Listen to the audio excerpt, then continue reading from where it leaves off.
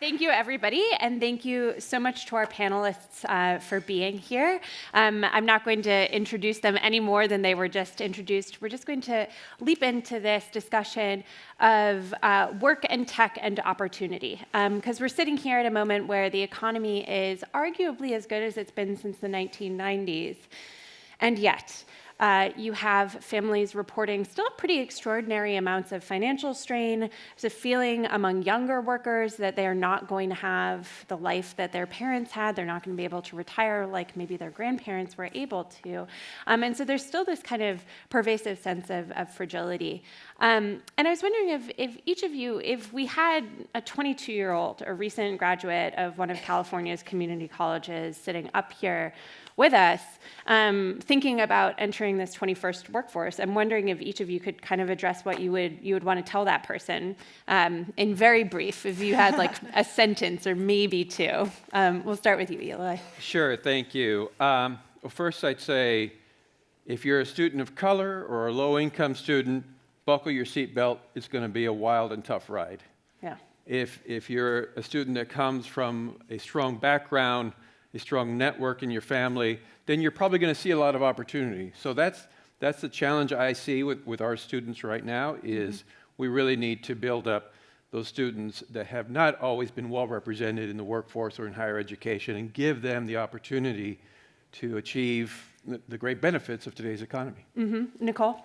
I completely agree with the Chancellor. I mean, not only will there be more challenges disproportionately for individuals from various socioeconomic backgrounds due to displacement that we will see because of AI and automation, I think other critical recommendations would be, one, really to identify ways in which you're going beyond just tech-related skills and you are learning soft skills, you are learning leadership and public speaking skills. We're finding from our data on LinkedIn that those soft skills are equally as important, if not more, than the tech-related skills that we have overinvested in the past decade. The second thing I would say is your network is going to be critical. We're finding that individuals are 10 times more likely to find a job based on their network than on the job posting or what skill sets they have. And that speaks to the Chancellor's point. It's absolutely critical that we ensure that those individuals who could be at the margins, that they have the requisite skills needed, but also the network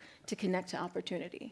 Kellyn? Yeah, I would agree, and I would tell kids, focus on building a set of skills, not a degree. A degree is not going to save you from automation or from our changing labor market, but if you have a set of skills, whether that be in the trades, whether that be soft skills, that's going to give you a platform that's going to allow you to have a longer career. It might be at a variety of different employers, it might be on your own as an independent worker, but at least you're going to have something to kind of get you through, where I think relying on a college degree just isn't going to be the answer for most people anymore.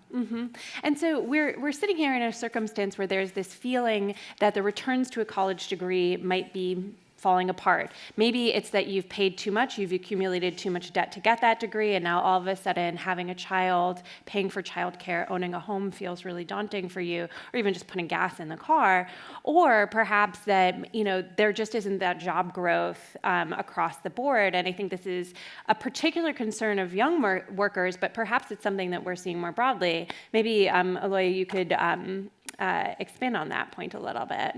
Yeah, I mean, certainly, we're at this point in time where we've created this mythology that going to a selective or elite college or university is the answer, instead of finding ways to democratize what we mean by creating value and really putting an emphasis on public colleges and universities that have broad access and do the greatest lift for our country. And so I think we've created this mythology that you've got to go to that college or that university and then get loaded with debt and become an indentured servant for the rest of your life. So we need to change our paradigm. We need to change our paradigm and think about, how do we democratize? How are we measured, as Michael Crow says, how do we measure ourselves on the number of students that we admit, not the number of students that we keep out? That's what we should be pushing toward. And I think that's the opportunity that we can open up. And as was said earlier, I think it isn't just about the college degree, although, to quote our former vice president, an Ivy League education gets you access to a great roommate. But if we can if we can give students access to those networks, then I think that's going to be the challenge, and that's going to be the opportunity. And I'm interested to hear your thoughts on that, given that you were pointing to the fact that, finding a job through a peer network and actually, knowing people that we don't have some sort of world in which this is all happening virtually. In some ways, like those real connections that you're making are more important. Absolutely. I think the challenge, Annie, is exactly what Eloy mentioned with respect to access to 4-year institutions and 2-year institutions. We have to widen our aperture a bit and consider the impact and efficacy of online learning and those various pathways by which individuals can acquire those requisite skill sets. And there are a multitude of them. So whether it's formal education, online learning, some of the accelerators and boot camps, but then it speaks to the second challenge of credentialing. And to what extent is that individual, do they have the requisite credentials or validation needed to be in that respective position? And to what extent is it incumbent on the employer to ensure that they're training those individuals effectively? And there's a combination of all three that I think are fully necessary to put that person on the path to success. In terms of networks specifically, I think this goes to the D&I point, diversity and inclusion. We have to absolutely ensure that we are opening our networks. We at LinkedIn are trying to lead by example. And from the top down, our CEO and all of the employees have taken a pledge to really ensure that they're going beyond just their quote unquote network on LinkedIn. So to the extent that that means opening the door to someone who may not have had the same pathway, but just ensuring that you are putting them on the path to more information, more access, and to a network that can help to transform their lives. And we can all do it right here. That's just one example, but there are many examples of ways in which we don't have to be stuck to the networks that we have, and we can ensure that as employers, as educators, as policymakers, that we are open to the various ways in which individuals are coming into a role. And so, Kellyn, I'm interested to hear your perspective coming from Thumbtack, which is one of these new companies that I think part of the promise has been that onboarding people to work, expanding the pool of people who might be hired for a job, using a platform so that, that kind of credentialism is less important and it's much more about, building a reputation and, being able to do the work. How that's interplayed with the fact that there's been so much concern over those jobs being remunerative enough, having the benefits that are going to make people feel, it seems like there's a push and a pull there a little bit. Absolutely, I think it's exactly right. And at Thumbtack, we're trying to solve for a number of problems, but one of them being the network problem. If you're an independent worker, if you're an interior designer, or you're a personal trainer or a music teacher, and you have all these great skills, but you don't know where the clients are, we're trying to modernize. Instead of posting it on the community board or just going to your network or circle, which might not be large enough to sustain your business, how can we build that network, use technology to introduce you to new circles, to new clients that will allow you to kind of really economically thrive? But the benefits problem is one that we hear a lot. We constantly ask the independent workers that are using our platform, what are your biggest challenges to being an entrepreneur and to setting yourself up for success? And we constantly hear that, getting access to benefits. They say, I want to be a full-time plumber. I love what I do. I don't want to be my own HR manager, my own tax attorney, my own compliance expert. I want to focus on my passion, what I love. And so we've been thinking about this problem a lot and went out looking for partners of people that are trying to solve this problem. And we found a great partner in the National Domestic Workers Alliance, and they've built this incredible platform called ALEA, myalea.org, shout out. And it helps domestic workers, primarily house cleaners and caregivers, access portable benefits through connecting them with their clients to make contributions into an account that they can use for things like paid time off, different insurance products. And so, we're trying to innovate, but we're trying to do it with humility. We don't have all of the answers. We don't presume to know what the answers are going to be, but we're looking for other tech companies, other nonprofits, other people that are trying to solve the same problem that will be willing to work through this and to find out what works, what doesn't work, and then share those learnings as broadly as we can. We envision success in a world is that we take a little bit of learning, we combine it with what other people have done, and we're all working to improve lives of others. And I'm curious if the panel could also address this as a public policy concern, because it seems that there's the question about what an individual worker needs and what a company should do for their workers. There's also this broader question of whether we have the right infrastructure in place legally and in terms of benefits that we're providing as a country, so that it's not just down to the individual worker, the individual company to figure it out. I feel like we've been in this kind of long conversation about that, and not that much has changed. The ACA was a very, very big thing, and I don't want to, that was huge. But since then, we still have this system of kind of W-2 workers and 1099 workers, and there hasn't been a lot of Well, our innovation there. policy is still based on the economy of 20, 30 years ago. Yeah. We have not updated it. I mean, here in California, putting in a plug for our governor, he's launching a future work commission to look at this issue. How do we need to redesign public policy around what the future of work looks like? And the future of work is now. I mean, things are happening now. Whether it's the gig economy, whether it's the impact of automation on the most vulnerable workers in the workforce, and just as simple as, rather than looking at education and higher education as a one and done solution, how do we finance it so that workers can come back and upskill continuously going forward? How do you build that platform? And that's something we need to take a hard look at. I would completely agree with the lifelong learning piece because it's absolutely critical to ensure that you are investing in lifelong learning to mitigate some of the impact of that eventual displacement that we expect because of AI and automation.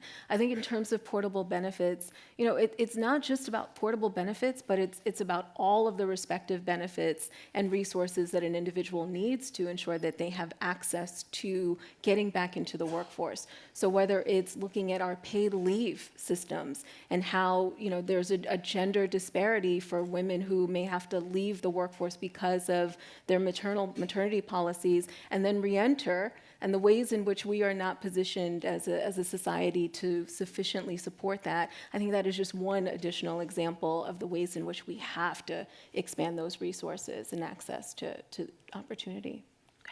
Yeah, and I think technology has certainly created new questions on policy when it comes to workers. Certainly there was no such thing as an Uber driver or a Postmates deliverer a few years ago, but some of these challenges have been around for entrepreneurs and people that work for themselves for decades. If you're a florist, you've been struggling with how to access retirement savings if you're on your own for years. And so I think the problem is too often we only look at the flashiest and the biggest players in this business. And when we talk about, the gig economy, we only talk about Uber, but there's this whole other category of people that is increasing in size of people that want to work for themselves, the consultants, the attorneys going out on their own, and we need to create a benefit system that's really going to encapsulate everybody, that's going to work for everybody, not just solving problems for the biggest problems that get the most headlines right now.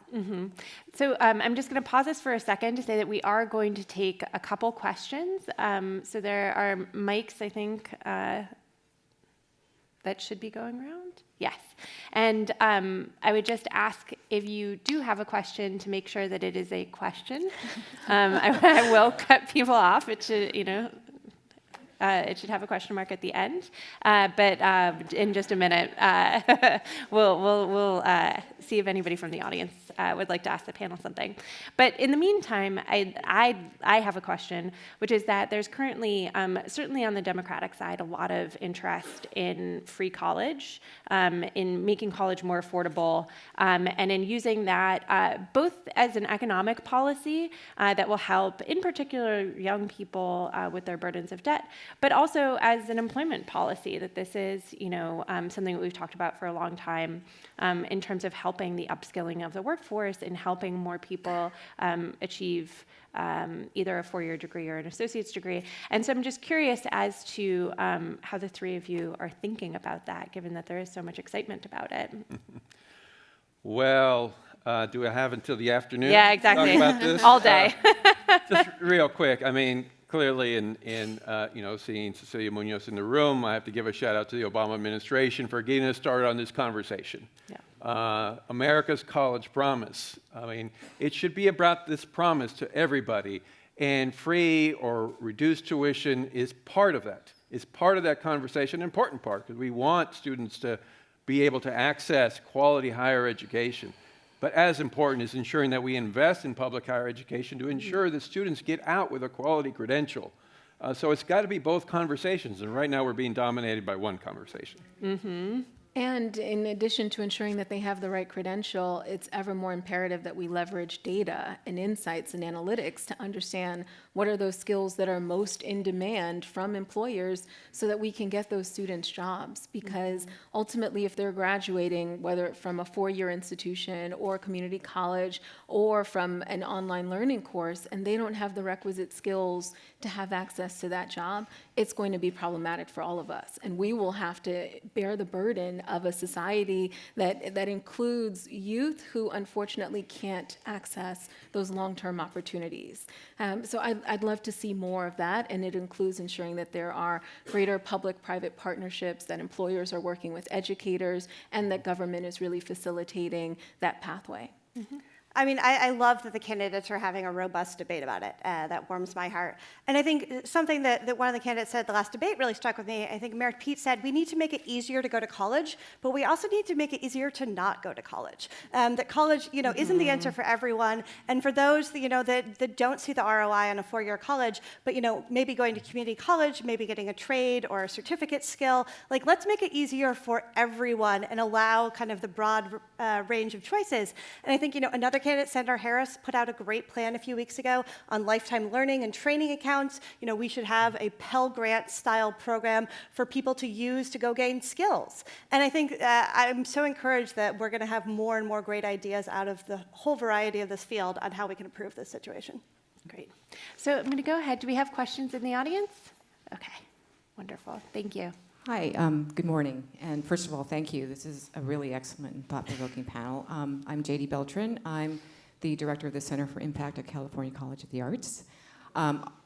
Someone who went to a lot of higher education, but is also now a sole proprietor. So I understand both sides of the coin. My question is for Kellyn. First of all, kudos to Thumbtack for having a position that is the head of public policy. I think all tech companies should have a head of public policy in terms of guiding their thinking about their initiatives. But my other question was about, I was looking up your company online and saw that you did a small business friendliness survey for 2018. Yeah. And that California, the state of California, got a D, and the city of San Francisco got an F. Yeah. So I'm wondering, what is your thinking in terms of the top strategies to start reversing those really abysmal rankings? Great question. And the new survey will be coming out soon.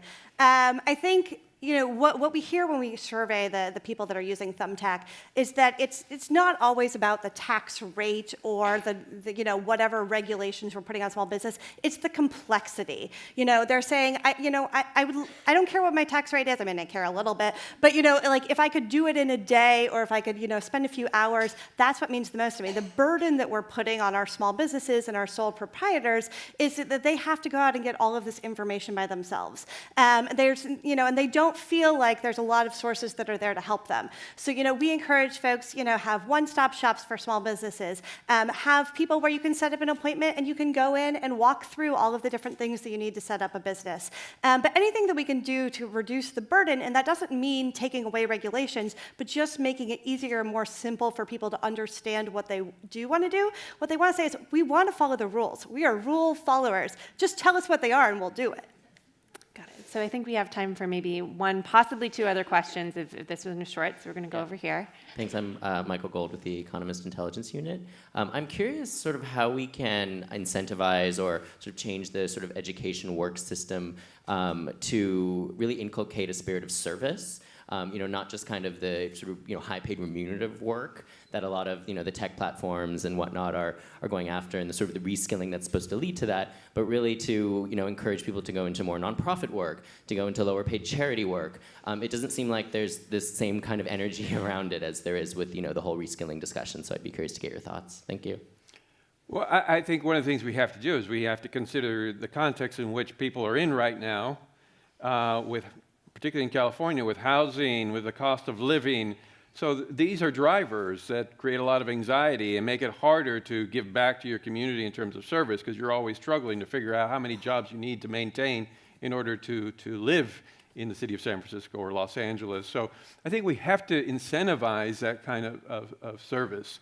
And we have to, I mean, my daughter's thinking about going to law school. She wants to give back to the community.